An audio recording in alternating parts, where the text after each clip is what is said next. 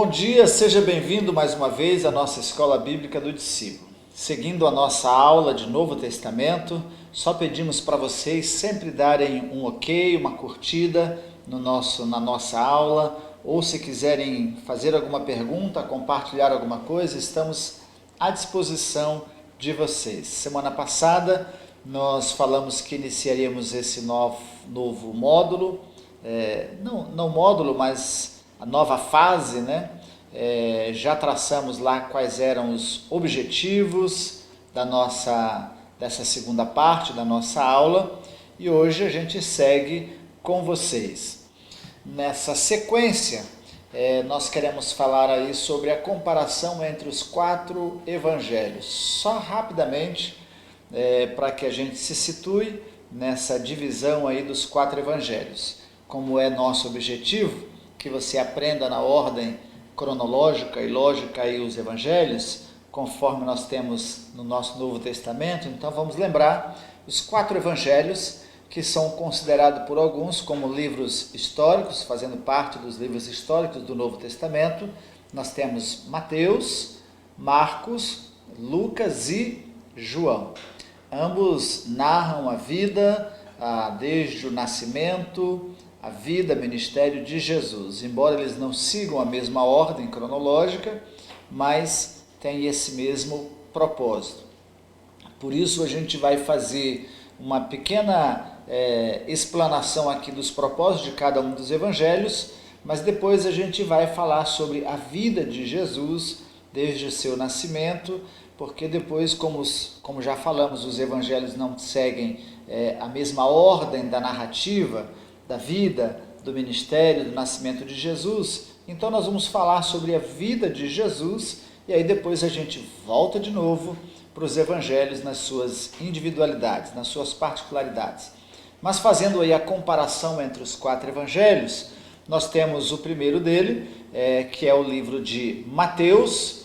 A sua característica principal é porque ele é voltado para os judeus, e a ênfase do livro de Mateus está no Sermão do Monte, registrado aí do capítulo 5 até o capítulo 7. Nós temos a narrativa do nascimento de Jesus no Evangelho de Mateus, registrado aí no capítulo 1, do verso 1 até o capítulo 2, verso 28.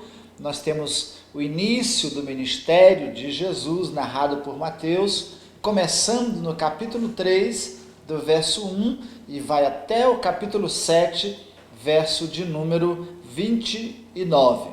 Depois nós temos as palavras de Jesus e o seu ministério, a sua obra realizada na região da Galileia. E isso está registrado aí do capítulo 8, do verso 1 até o capítulo 18, verso 35. Depois nós temos a entrada de Jesus e a jornada de Jesus em Jerusalém, na região da Judéia, capítulo 19, do verso 1 até o capítulo 20, verso de número 34.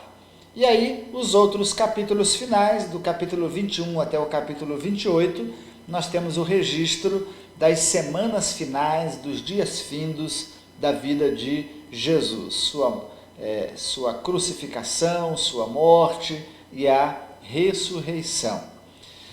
No livro de Marcos, já temos uma característica diferente. O Evangelho de Marcos, ele foi escrito para os romanos e a sua ênfase está nas ações de Jesus e na reação de Jesus referente àquilo que Jesus estava fazendo.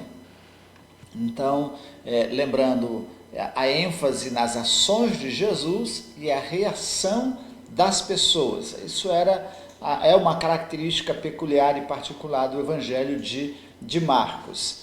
Ele narra o nascimento de Jesus do capítulo... a gente não tem no Evangelho de Marcos essa narrativa do nascimento de Jesus. Ele já inicia com o ministério de Jesus no capítulo 1, do verso 1 até o capítulo 4, verso 5. Até o verso 45, Depois nós temos aí as palavras de Jesus na Galileia, registrado no Evangelho de Marcos, do capítulo 1, do capítulo 2, do verso 1 até o capítulo 9, verso 50. Depois Jesus na cidade de Jerusalém, do capítulo 10, do verso 1 até o verso 52, e as semanas finais registradas aí no livro de Marcos, do capítulo 11 até o capítulo 16, verso 20, final do capítulo. Nós temos o Evangelho de Lucas, e aí no Evangelho de Lucas, sim, nós temos aí o início de uma organização bem narrada, né? De um texto bem narrado do nascimento de Jesus, registrado aí do capítulo 1, do verso 1 até o capítulo 2, verso 52. A característica principal do Evangelho de Lucas é a compaixão de Jesus, bem voltado para a obra do Espírito Santo e a ênfase na oração. Então, ele faz essa descrição da compaixão de Jesus, da ênfase na ação que se faz presente na vida de Jesus e no seu ministério do Espírito Santo de Deus, e uma forte ênfase na vida de oração de Jesus. Ele vai registrar também Jesus já no seu ministério, iniciando o seu ministério no capítulo 3, do verso 1 até o verso de número, o capítulo 4, verso número 13. Depois Jesus na Galileia, iniciando aí no capítulo 3, 4, do verso 14 até o capítulo 9, verso 50. Depois Jesus em Jerusalém, capítulo 9 até o capítulo 19, verso 27, e do 19 ao capítulo 24, aí nós temos os dias finais, o tempo findo da vida de Jesus. Já o Evangelho de João, ele tem como característica principal os milagres de Jesus, os discursos de Jesus e o seu ministério na Judéia. Então João tem essa ênfase de mostrar Jesus, o Messias, né, como o vindo de Deus, prometido de Deus. Então por isso a sua ênfase nos milagres, provando essa messianidade de Cristo Jesus, os discursos de Jesus e também o seu ministério na região da Judéia, e aí voltado bem para a cidade de Jerusalém. O Evangelho de João também não faz uma narrativa do nascimento de Jesus, ele já inicia com o ministério de Jesus, no capítulo 1, do verso 19 até o capítulo 3, verso 36, depois registra esse período de Jesus na Galileia, aí do capítulo 4 até o capítulo 12, verso 50, e também já fazendo parte aí do registro na Judéia, e depois capítulo 13, do verso 1 até o capítulo 21, verso 25, o final, já registrando aí o fim do ministério de Jesus.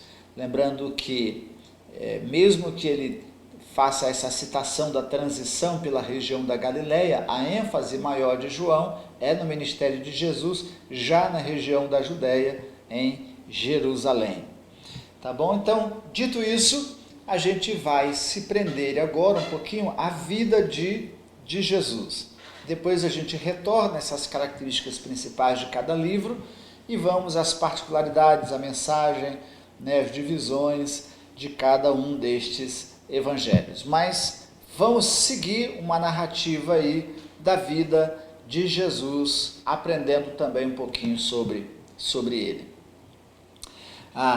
As fontes que registram a vida de Jesus, os mais seguros e os mais tradicionais, e as fontes que mais narram a vida de Jesus, nascimento, ministério, né, sua caminhada, sua morte e sua ressurreição, são os 4 evangelhos que nós acabamos de falar: Mateus, Marcos, Lucas e João. Não há como negar que esses registros são históricos é uma narrativa histórica da vida de Jesus.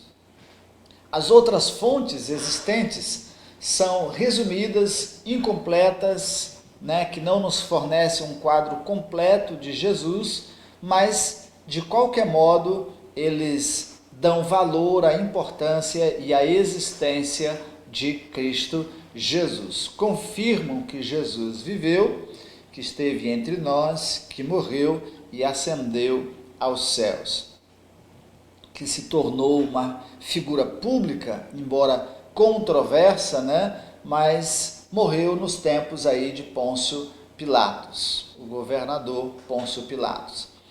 Um dos registros complementares que a gente tem, que narra e confirma a existência de Jesus, é do historiador judeu Jósefo. Ele faz duas referências a Cristo, descrevendo a sua vida, mencionando aí sua designação como o Cristo, e também falou acerca do apedrejamento de seu irmão Tiago. Então, o historiador Jósefo é um desses documentos que nos ajudam também a ter o registro da vida de Jesus. O escritor romano chamado Tácito também mencionou a morte de Jesus no reinado do imperador Tibério e registra a morte de Jesus nas mãos de Pôncio Pilatos. Então, uma narrativa histórica interessante também, que descreve aí a existência e a vida de Jesus. Estudiosos também têm procurado pesquisar e descoberto várias coleções de histórias sobre a vida de Jesus e de dizeres que supostamente Jesus tenha proferido ou tenha dito. Um destes documentos é o chamado Evangelho de Tomé, descoberto aí em Nag Hammadi, no Egito, por volta de 1945, e ela faz parte dessa coleção.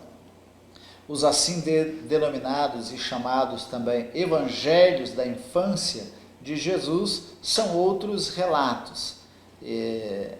Comparados aí aos legítimos evangelhos, Mateus, Marcos, Lucas e João, esses documentos são verdadeiras histórias. Aí eu estou falando do Evangelho de Tomé, do chamado Evangelho da Infância de Jesus, São verdadeiras histórias fictícias, fantasiosas, às vezes produzidas e feitas para alimentar a curiosidade humana ou disseminar ideias questionáveis sobre a vida de Jesus. Eu me lembro bem, e tenho esse material, um livro chamado Jesus Viveu na Índia. Então são narrativas procurando mostrar que Jesus esteve na Índia, viveu na Índia, e que de fato ele não morreu e nem ressuscitou. Mas são fragmentos tão insignificantes, tão fantasiosos, que não têm nenhuma credibilidade. Jesus, na verdade, viveu a sua maior parte, a sua vida na Palestina, um território pequeno, não é tão grande, é um pouco maior que o estado de Sergipe. A extensão geográfica ali da Palestina é de 26,4 mil quilômetros quadrados, ou seja, é bem menor que o estado brasileiro, o menor estado do Brasil, que é Sergipe. Na infância, bem muito cedo, quem conhece a narrativa dos evangelhos, e eu entendo que você conhece, Jesus foi levado por seu pai José para o Egito, a fim de escapar de Herodes. Esse registro aí está no Evangelho de Mateus, capítulo 2, do verso 13 ao verso 14.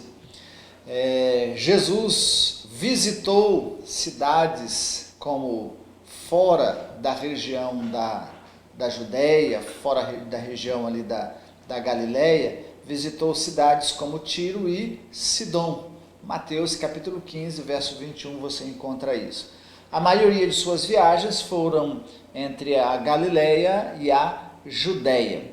Eu estou sem o mapa e você pode pesquisar e visualizar. As nossas aulas anteriores, geralmente a gente tinha um mapa bem grandão atrás, e aí daria agora para a gente ilustrar para você. Mas nessa extensão entre Judéia e Galiléia, foi por onde Jesus viajou a maior parte do seu tempo. Quando ele fugiu dessa região, então ele foi ali para Tiro e Sidom, uma região de população basicamente gentia. A oeste do Mar Morto, aí na época de Jesus, ficavam diversas vilas, cidades, vilarejos pequenos, com população aí por cerca de 1.000, 1.500 habitantes, ou até menos. Cidades como Cafarnaum, Caná e Nazaré.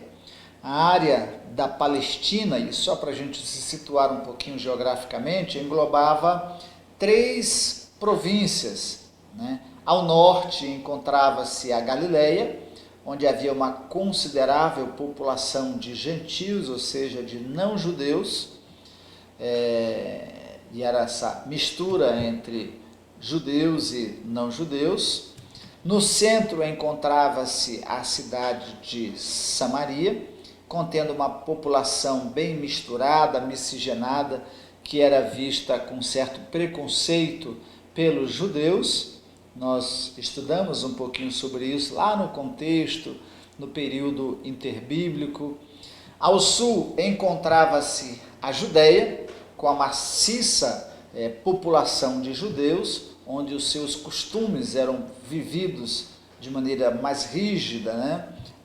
Os seus costumes e as suas práticas judaicas eram muito mais dinâmicas e vividas. E Jesus, no fim da sua vida, exerce o seu ministério e sua vida finda na região da Judéia. A maioria do ministério de Jesus foi realizado na região da Galileia, né? Aí, para a gente conhecer bem, é só você se lembrar a expressão o mar da Galileia. Ele visitou cidades como Nazaré, Caná, Naim, Cafarnaum. Na Judéia, ele limitou-se no exercício do seu ministério à cidade de Jerusalém, embora ele tenha visitado algumas cidades próximas, afastadas de Jerusalém, como a cidade de Betânia e de Emaús. Betânia porque ele tinha amigos e pessoas queridas ali, então era uma cidade que ele se fez presente. Em Jerusalém, na cidade de Jerusalém, a gente tem referências de lugares que você conhece e são bem citadas, como o Tanque de Siloé, Betesda, Monte das Oliveiras e o Jardim do Getsêmani, que foi marcado pela oração antes da sua morte, da sua crucificação. Conhecendo um pouco disso, vamos estender um pouco agora para a vida de Jesus, os ensinos de Jesus. Jesus foi um mestre por excelência. Há uma série, uma coletânea de material escrito sobre a pedagogia de Jesus. Só para a gente se debruçar e estudar sobre o método pedagógico, a forma como Jesus ensinava. E aí a gente entende que não só ensinava os adultos, mas também as crianças, porque ele também era atraído pelas crianças e as crianças o atraíam também. A gente vai se lembrar de Jesus dizendo: vinde a mim as criancinhas, porque delas é o reino dos céus. Esse acolhimento de Jesus à vida infanto. Ele, como mestre por excelência, você tem esse registro dos ensinos, das expressões e dos ensinos de Jesus em Marcos capítulo 6, do verso 34 a 36, Marcos capítulo 8, do verso 1 ao verso 10. Vamos ver o método do ensino de Jesus, como ele utilizava. Primeiro, expressões do cotidiano, expressões interessantes e variadas, como que ditos, Jesus usou expressões interessantes, variadas, contrastes agudos, afirmações fortes, contundentes, típico da linguagem do judeu do dia a dia. A sua atitude do ensino ela era diferenciada e tinha certa autoridade. Tanto é que os religiosos da época e as pessoas diziam que o seu ensino não era como o dos fariseus, A sua autoridade, a forma como ele ensinava. você tem essa ênfase, esse registro em Marcos capítulo 1, o verso 22. A gente não tem o tempo suficiente para ir lendo os textos com você, mas a gente confia que você pode pesquisar todos esses textos e fazer a sua pesquisa bíblica. Quando ele afirmava uma verdade, proclamava com autoridade. As expressões, inclusive repetitivas de Jesus, a gente vai recordando dos versículos, quando ele dizia assim, na verdade vos digo. Então essa expressão, na verdade, era uma ênfase, né? Hoje a gente tem outras maneiras de repetir. Então essa era uma ênfase dada por Jesus e que determinava a sua autoridade e a veracidade das suas palavras. Isso chamava a atenção de todas as pessoas que o ouviam. Um outro estilo do ensino e característica do ensino de Jesus eram as parábolas. O artifício de contar histórias, ilustrações usando as experiências do dia a dia, do cotidiano, com a finalidade de ensinar verdades espirituais aos seus ouvintes. Essas histórias elas eram tão claras, tão compreendidas pelos judeus e pelas pessoas que conheciam o método, a ponto de não deixar nenhuma explicação. E quando havia uma necessidade de explicação, ele fazia essa explicação no particular, geralmente aos seus 12 discípulos. Também Jesus usava o discurso vivido, que a gente chama, experiência da própria vida. Por exemplo, é possível que quando Jesus estivesse falando ou ensinando sobre a parábola do semeador, ele estivesse visualizando, vendo um semeador jogando a semente. Então ele usava as experiências também vividas, além de vividas por pessoas, às vezes vividas por si mesmo. Ele também usava situações ou expressões consideradas de certo modo ridículas, né? Engraçadas da vida diária, como ele falou sobre tirar a trave do seu próprio olho, né? Como é que alguém ia tirar uma minúscula cisco do olho de alguém, enxergar um cisco no olho de alguém e tinha uma trave, né? um gancho dentro do seu próprio olho. Então eram expressões que ele usava, como arrancar também o olho, se o teu olho te escandaliza, arranque-o, né? Então eram expressões fortes, às vezes engraçadas e ridículas na forma de ilustrar, mas era para dar ênfase, né? Para dar uma certa dramaticidade ao ensino e chamar a atenção dos seus ouvintes. Essa era a maneira dele dizer que muito mais do que o externo que prejudicava e condenava o homem era aquilo que estava no seu coração. Deixe-me abrir um parêntese, porque acho que isso é interessante, mas eu conversava com um dos nossos pastores aqui, falando sobre o ensino de Jesus, como ele universaliza o pecado para reconhecer que a gente realmente precisa da graça. Ele acaba dizendo que todos nós somos adúlteros, né? Porque na condenação dele sobre o divórcio, ele diz que se alguém se casasse com um divorciado, uma divorciada, estava cometendo adultério. Aí você diz assim, então Jesus contra o divórcio. Mas ele também vai dizer para os homens assim, basta olhar para uma mulher e desejá-la e você já cometeu adultério. Ou seja, de qualquer forma, todos são adúlteros, né? E adúlteras, porque nessa visão, nesse enxergar, é impossível não cometermos erros, pecados, e aí nos mostra que nós dependemos inteiramente da sua graça e da sua misericórdia. Argumento das Escrituras. Jesus usava argumentos em seu ensino, mas regularmente argumentava com base nas Escrituras. Embora ele conhecesse o pensamento filosófico da época, e a gente vai ver um dos modelos dele de fazer perguntas, que era meio que um estilo à la Platão, né? Mas ele usava como argumento e recurso maior as Escrituras. Você confere isso no livro de Mateus, capítulo 22, o verso 23 ao verso 45. Ele mesmo enfatizava dizendo, examinai as Escrituras, porque julgais ter nela a vida eterna. Então, o maior fonte de argumentação para o discurso, para as mensagens de Jesus, eram as Escrituras, no caso, o Antigo Testamento.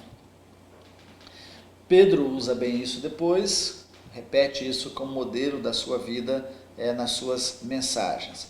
Perguntas e respostas também era uma outra metodologia usada por Jesus. Nem todas as perguntas ele respondia, mas respondia essas perguntas fazendo uma outra pergunta com o objetivo de trazer à tona as intenções do coração de quem estava perguntando. Isso querendo dizer que nem sempre quando perguntamos, estamos interessados em ter uma resposta para aprender. Às vezes, quando perguntamos, estamos muito mais interessados em fazer afirmações daquilo que nós cremos ou da maneira como nós acreditamos, do que, na verdade, uma pergunta para aprender.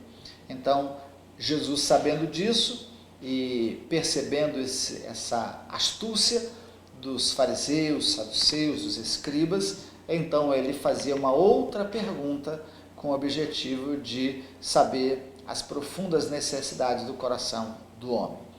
Ele também era sedento por ajudar os seus discípulos a aprenderem cada vez mais. Muito dos ensinos particulares, das respostas, elas eram dadas aos discípulos, porque o objetivo dele é que os discípulos se aprofundassem, conhecessem e depois reproduzissem os seus ensinos. Nesse aspecto, ele não se cansou de repetir. Então, imaginando o tempo e a vida de Jesus, ele repetiu vários ensinos, várias expressões aos seus discípulos para que eles não se esquecessem e firmassem tudo que eles estavam aprendendo. Lições objetivas, né? Ele usou criança, por exemplo, para ilustrar a fé. Quem não tiver fé como esta criança, quem não for como uma criança, não pode herdar o reino dos céus. Então Jesus aí usa lições bem simples e objetivas, práticas. É provável que tenha contado a parábola aí da semeadura, como eu já coloquei, vendo alguém semear. Então eram lições muito práticas, muito objetivas. E as repetições, como a gente falou também, repetições frequentes. Provavelmente as repetições eram constantes e evitavam seus discípulos, né, no futuro de corrigirem ou de se esquecerem dos seus ensinos. Era uma forma de evitar equívocos, evitar erros depois na repetição do ensino por seus discípulos. Então algumas pessoas, por exemplo, acham cansativos, mas repete isso, repete. A repetição, ela é didática, ela faz parte da pedagogia para que a gente assimile bem aquele conhecimento, bem aquela informação e a gente não tenha nenhum equívoco ao reproduzir. É a memorização, né, que se dá mediante a repetição. O conteúdo dos ensinos de Jesus, né? Os evangelhos contêm aí o registro dos ensinos, das ações de Jesus. Ele falou sobre muitos assuntos. Dentre estes assuntos de ordem moral e outros teológicos, né? Falando a respeito de Deus, do conhecimento de Deus, né? E outros assuntos morais, e a gente tem um exemplo disso no Sermão do Monte, quando ele discute a moralidade sexual. Você vai encontrar isso em Mateus capítulo 5, do verso 27 ao verso 32. Também quando ele fala sobre o amor, né, do verso 43 ao verso 48. A gente vai ver Jesus falando sobre a oração, sobre o perdão, sobre o jejum, né, sobre a solidariedade, a esmola, né, nesse sentido. Com frequência ele discutia também a natureza de Deus, e aí você vai encontrar isso registrado nos evangelhos, ou no Evangelho de João, que é esse de profundidade mais teológica, de argumento mais teológico dos ensinos de Jesus, em João capítulo 4, verso 21 a 24, quando Jesus está ensinando, por exemplo, sobre o Espírito Santo, sua missão, seu papel, né, o que ele faria. Então são assuntos de ordem teológica que muito vamos aprender com Jesus. Ele queria que seus discípulos conhecessem o papel no plano de Deus com a sua vinda, dele como Messias. Isso fica bem registrado aí no Evangelho de João, capítulo 12, do verso 27 ao 36, capítulo 14, quando ele dá ênfase à função do Espírito que ajudaria eles a lembrarem de todas as coisas, a recordarem de todas as coisas. Então, nesse sentido, ele preparou bem os seus discípulos, né, para suportarem a perseguição, para receberem todas as lutas e perseguições que iriam ter no futuro. Jesus chega a interceder por seus discípulos e a gente tem esse registro aí também no Evangelho de João, capítulo 17, preparando o coração dos seus discípulos para as perseguições e para a sua morte. Os ensinos de Jesus, eles estão organizados ao redor de si mesmo, da sua pessoa. O valor do seu ensino, ele deriva aí da sua posição de Filho de Deus e ele como o Salvador da humanidade. Então, todo o conjunto de ensino gira em torno da própria pessoa de Cristo Jesus. Muito bem, também nos ensinos de Jesus a gente tem as grandes lições sobre o reino de Deus. E o Juliano está separando, a gente está organizando aí todas as séries de mensagens que nós já tivemos na igreja, e há uma série de mensagens que nós pregamos sobre o reino de Deus.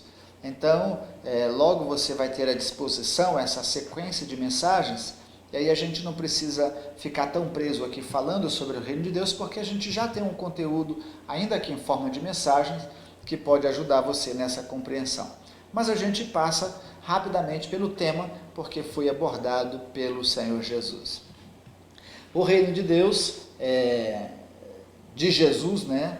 Na verdade, apresentado por ele, o reino de Deus apresentado por Jesus, nada mais é do que a pessoa de Jesus sobre a nossa vida, o reino de Deus, o reino de Cristo, né, na nossa própria vida. E o dizer sobre o futuro do reino milenar, a gente pode pensar o reino passado, presente e futuro. Mas a ênfase maior é na expressão o reino de Deus está entre vós, o reino de Deus está no meio de vós, o reino de Deus está dentro de vós. E aí depois, quando fala sobre a vinda do reino de Deus, essa expressão ela se simplifica na pessoa de Cristo Jesus. Jesus, como humano, né, como Deus encarnado, estava presente entre os judeus. O tabernaculado Deus, na pessoa de Cristo Jesus, estava presente no exercício do seu ministério naquele momento. Então ele estava entre os discípulos, no meio do povo judeu, mas depois da sua morte, da sua ressurreição, da sua ascensão, a dispensação e a descida do Espírito de Cristo, o Espírito de Jesus, o Espírito de Deus, ele agora se faz presente na nossa vida. Então, uma vez tendo Jesus como Senhor e Salvador, o reino de Deus está dentro de nós. O governo de Deus está sobre nós. Então, nesse sentido, o reinado de Jesus sobre a nossa vida, o domínio de Jesus sobre a nossa vida é a implicação maior da expressão reino de Deus. Os judeus e o reino, nesse mesmo sentido, os judeus, nessa compreensão neotestamentária e no ensino de Jesus, para que eles fizessem parte do reino de Deus, é impossível que isso aconteça sem a pessoa de Cristo Jesus e sem o reconhecimento de Jesus como Messias, como enviado de Deus.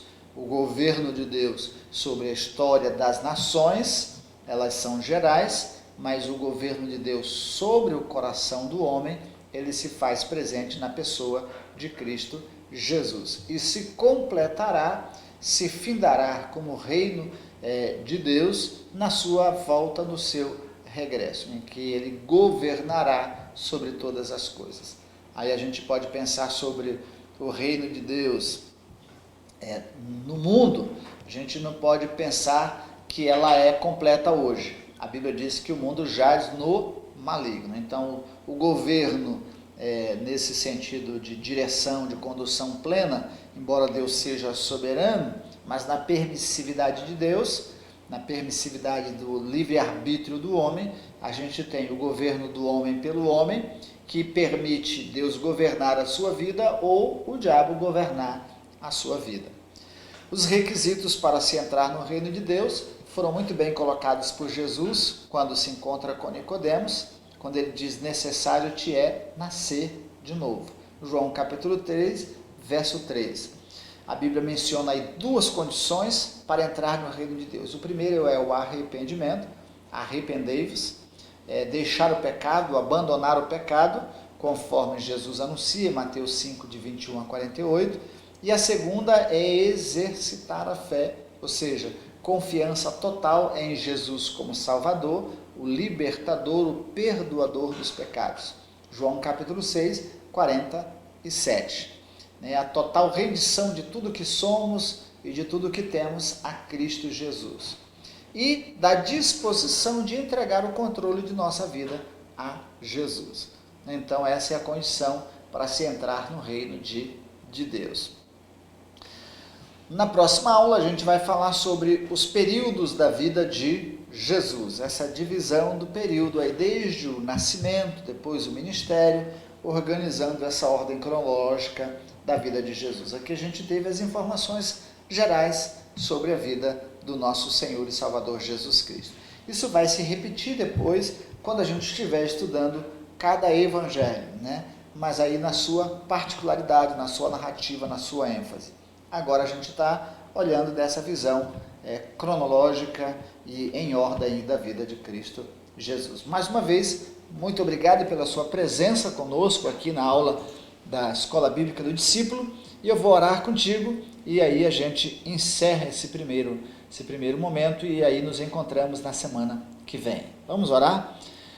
Pai do céu, a nossa oração hoje é para que os homens, para que todas as pessoas possam encontrar em Cristo Jesus a redenção da sua vida, a salvação, ó Deus, o perdão dos seus pecados, possam encontrar em Cristo Jesus, ó Pai, a solução para a sua vida, e se arrependerem dos seus pecados, dos seus erros, ó Deus, e confessarem Jesus como Senhor e Salvador de suas vidas, para que possam fazer parte do seu reino, para que o governo do Senhor esteja sobre a sua vida, ó Deus, e essa multiplicação individualizada, também o governo do Senhor seja sobre a nossa nação, sobre o nosso povo. E nós oramos assim em nome de Cristo Jesus. Amém, Deus. Até a semana que vem. Dê o seu like, não esqueça disso.